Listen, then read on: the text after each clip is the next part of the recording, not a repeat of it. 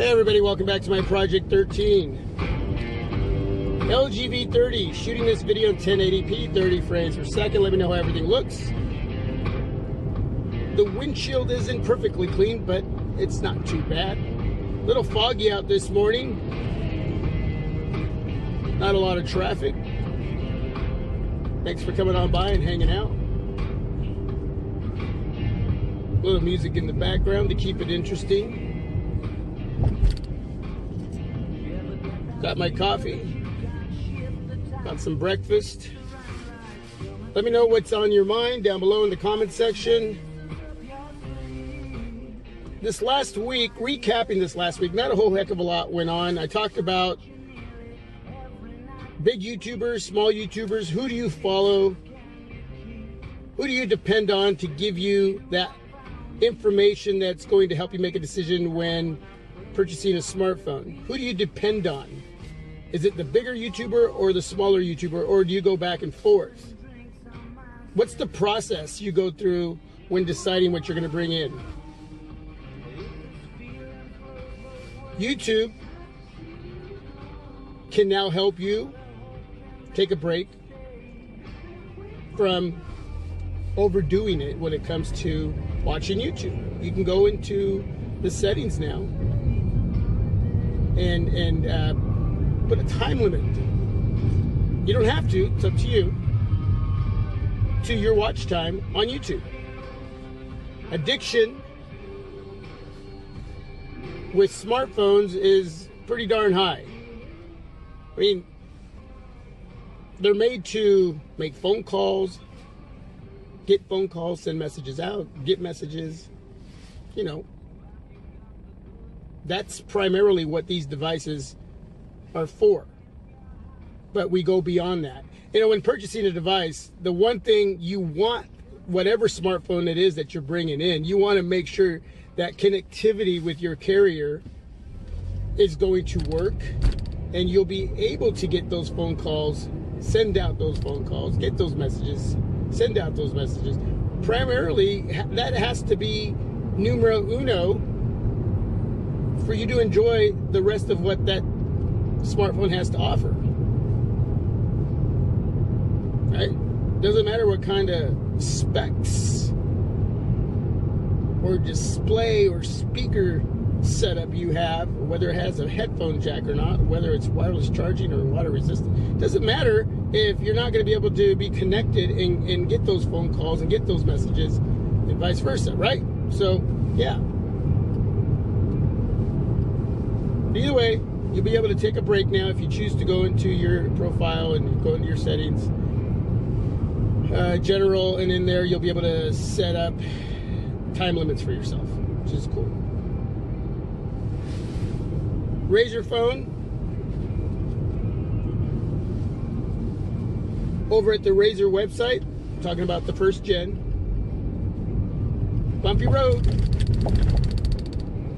$300 off this last week. A lot of you were able to capitalize on that. Let me know if you picked up a Razer phone for $300 off. Wow. Using the coupon code WOOHOO, WOOHOO. Now, I don't know if that deal is still going on, where you go over to the Razer website and go through the purchasing process and use that coupon code and see, you know, if that's still working. A lot of you are sending feedback that it was still going on, like it was an on and off situation. So just go over to the Razer website and check it out and see if it is. But some of you picked up 2 of them. Some of you are going to wait for the Razer Phone 2, which is going to lead me into the next topic. Because now there are images being leaked of this smartphone that, well, some of us, like myself, have been patiently waiting for, as far as information, what this device is going to look like, you know,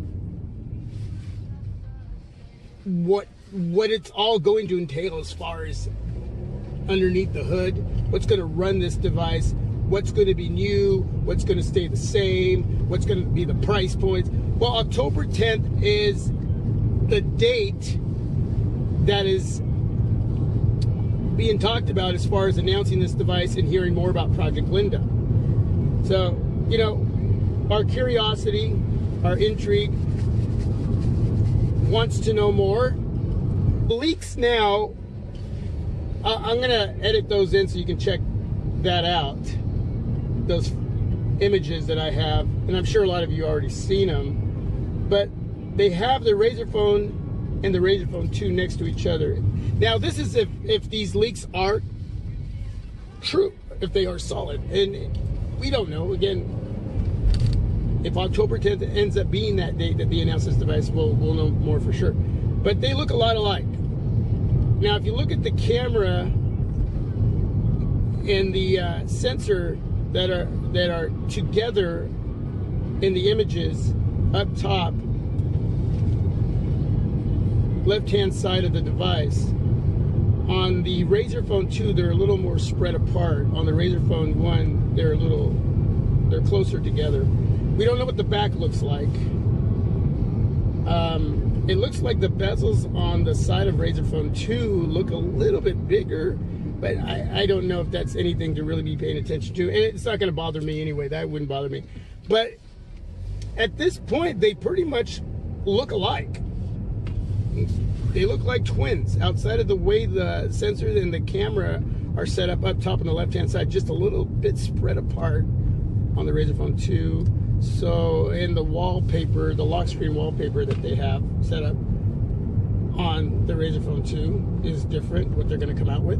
But I talked about this in a vlog this last week, where you couldn't really change. I mean, companies can surprise us by changing the look of a device, either just a tad bit or drastically. And we've seen that on the ZTE Axon 9 Pro compared to the ZTE Axon 7. I mean, it's a drastic change. It's going to be a powerful device, I'm sure, but for those of us who wanted something like the ZTE Axon 7, we're not going to get that right now. Maybe something changes later and they come out with a whole different device and they blow us away. But as of right now, those two devices aren't anything like each other. So, but a lot of it is going to be on the internals as far as supporting the Qualcomm Snapdragon 845, 8 gigs of RAM, 512 gigs of storage, which is an amazing amount of storage internally. Plus, you'll be able to expand that with an SD card. And you'll have Android 8.1 out of the box. But I'm sure that Razer, being so famous for software updates, will be on getting us Android 9, Android Pie. And you'll also be getting the Chromo LED effects. So your notifications will get very colorful. How they'll have that set up, I don't know. And whether you'll be able to immerse yourself in those Chromo lights, LED lights, while you're gaming, while you're listening to music, I don't know. But I'm really looking forward to see what that's going to be like. So Razer's really well known for those Chroma, MA at the end. You know, they it allows you to really immerse yourself in what you're doing when it comes to using their products and gaming and so forth. So we'll see how all that fits together. But you have to be able to utilize both these devices with Project Linda, because you're going to be docking both smartphones into the same area of that laptop. That hopefully we find out a lot more on October 10th, if that is the date. So there's still a lot to be known. There's still a lot to be looking forward to when it comes to the Razer phone 2 and Project Linda.